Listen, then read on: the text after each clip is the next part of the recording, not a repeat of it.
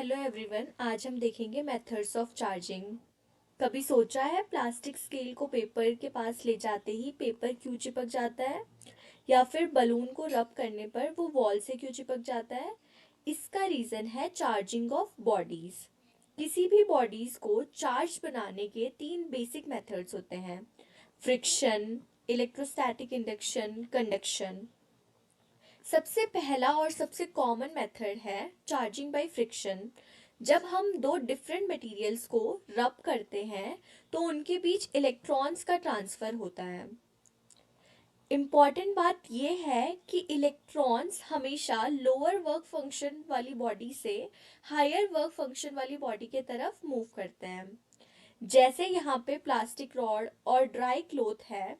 Rubbing के बाद plastic rod electrons gain करती है और वो नेगेटिवली चार्ज हो जाती है, जबकि क्लोथ्स इलेक्ट्रॉन को लूज करता है और वो पॉजिटिवली चार्ज हो जाता है। यहाँ कोई नया चार्ज नहीं क्रिएट हो रहा है, जबकि बस चार्ज का ट्रांसफर हो रहा है। नेक्स्ट नेक्स्ट मेथड है चार्जिंग बाय इलेक्ट्रोस्टैटिक इंडक्शन। ये मेथड बहुत ही इंटरेस्टिंग है। इस मेथड में डायरेक्ट कांटेक्ट बिल्कुल नहीं होता है, सिर्फ एक चार्ज बॉडी को न्यूट्रल कंडक्टर के पास लेके जाते हैं। जैसे यहाँ पे देखा गया है कि चार्ज रॉड के इलेक्ट्रिक फील्ड के वजह से जो कंडक्टर के अंदर के चार्जेस है वो रीअरेंज हो जाते हैं। अपोजिट चार्ज रॉड के पास वाली साइड पे आ जाता है।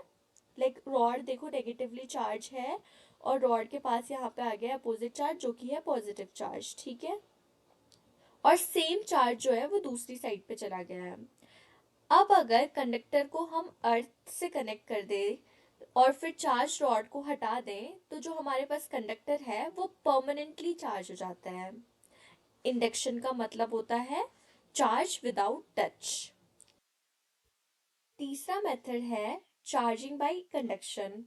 इस प्रोसेस में डायरेक्ट कांटेक्ट जरूरी होता है। जब एक चार्ज बॉडी किसी न्यूट्रल बॉडी को टच करती है तो इलेक्ट्रॉन्स फ्रीली मूव करते हैं।